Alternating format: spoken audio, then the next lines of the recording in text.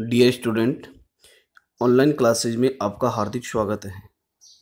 तो हम कल बात कर रहे थे टीडीएनए, तो उसी टॉपिक को आज आगे बढ़ाते हैं। पादप जीनों में टीडीएनए का समाकलन।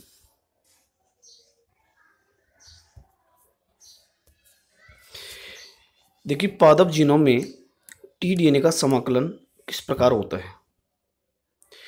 टीडीएनए की पादप केंद्रक में प्रवेश करने के बाद प्रतिकृति होती है, यानी रेप्लिकेशन होता है। उसका क्या होता है? रेप्लिकेशन, यानी उसकी प्रतियां बनती हैं, जिससे यह द्विरज्जुक अवस्था में आ जाता है। कि कौन सी द्विरज्जुक? दो रज्जुक बन जाते हैं। कि टीडीएनए पादप केंद्रक में प्रवेश करने के बाद वहाँ उसका रेप्लिकेशन होता है, जिससे यह द्विरज्जुक अवस्था में आ जाता है। यह पादप जीनोम में क्रम रहित स्थलों पर समाकलित यानी एक प्रकार से मिलना या जुड़ना, समाकलित हो जाता है। फलस्वरूप इसके सिरों के बीच स्थित वांछित डीएनए, क्योंकि इससे क्या जुड़ा है? वांछित डीएनए जुड़ा है। वांछित डीएनए भी पादप जीनों में समाकलित हो जाता है।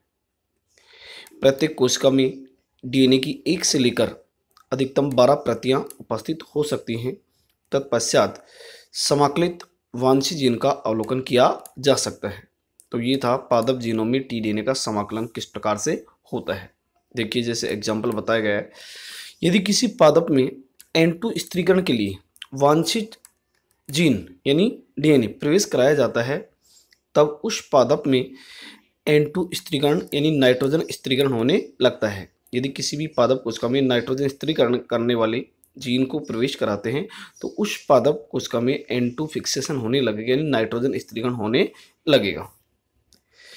यदि किसी पादप में रोग प्रतिरोधक क्षमता उत्पन्न करने वाले जीन को प्रवेश कराया जाता है, तो किसी रोग प्रतिरोधक जीन को प्रवेश करवाया जाता है, तब पादप उस विशिष्ट रोग के प्रति प्रतिरोधी हो जाता है।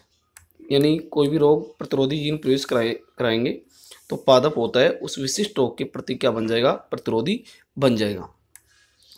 तो ये है एक प्रकार से टीआई प्लाज्मिड के द्वारा नाइट्रोजन स्त्रीकरण करने वाले जीन, रोग प्रतिरोधी जीन आदि प्रवेश करा के पादप के अंदर वे लक्षण उत्पन्न किए जा सकते हैं। यानी नाइट्रोजन स्त्रीकरण की क्षमता बढ़ाई जा सकती है, रोग प्रतिरोधक क्षमता उत्पन्न की जा सकती है। तो ये था पादप जीनों में टीडीएनए के समाकलन के उदाहरण। इससे आगे कल बात करेंगे। आज के लिए इतना ही। धन्यवाद।